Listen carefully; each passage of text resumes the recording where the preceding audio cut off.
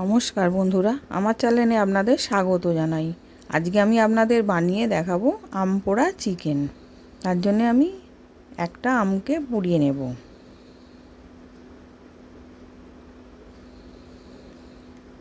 এবার গ্যাসের মধ্যে একটা জালি দিয়ে আমি আমটাকে পুড়িয়ে নিচ্ছি। এবার আমটাকে দিয়ে একদিকটা পুড়ে গেছে, আর একদিকটা আমি উল্টে দিলাম।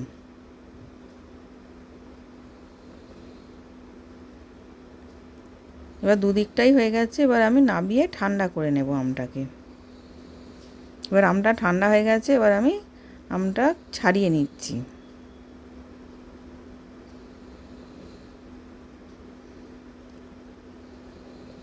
দিয়ে আমি পাল্পটাকে বার করে নিচ্ছি।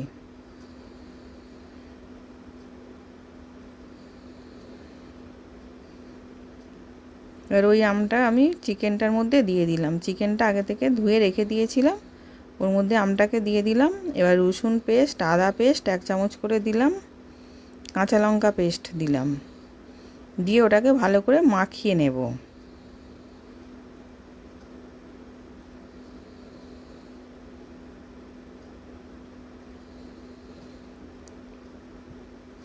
এবার মেখে আমি আধ ঘন্টা চাপা দিয়ে রেখে দেব। এবার আমি আধ ঘন্টা পর দেখাচ্ছি। কড়াতে তেল দিয়েছিলাম, তেলটা গরম হয়ে গেছে, ছোটো এলাচ আর দারচিনি ফোড়ন দিলাম, ওটাও ভাজা ভাজা হয়ে গেছে। এবার পেঁয়াজটাকে দিয়ে দিলাম, দিয়ে পেঁয়াজটাও ভাজা হয়ে গেছে। এবার ওই মধ্যে মাংসটাকে দিয়ে দিচ্ছি। এবার মাংসটা দিয়ে ভালো করে কষিয়ে নেব।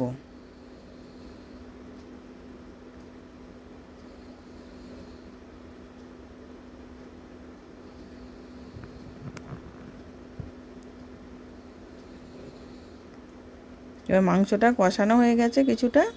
এবার ওর মধ্যে হলুদ গুঁড়ো দিলাম, কাশ্মীরি লঙ্কা গুঁড়ো দিলাম, জিরে গুঁড়ো, ধনে গুঁড়ো দিয়ে ওটাকেও ভালো করে একসাথে কষিয়ে নেব।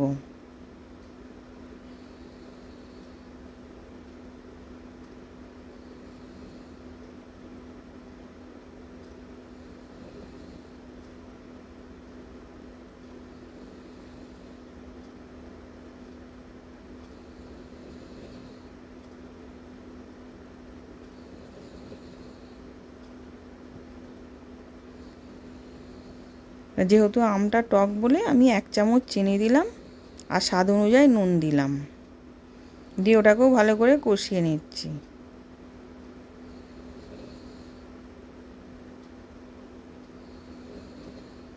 এবার ভালো করে কষানো হয়ে গেছে, তেলটাও ছেড়ে গেছে।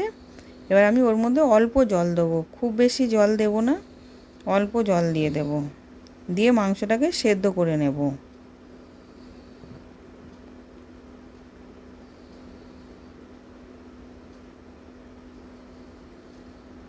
এবার আমি চাপা দিয়ে সেদ্ধ করতে দিলাম। এবার মাংসটা সেদ্ধ হয়ে গেছে, রেডি হয়ে গেছে।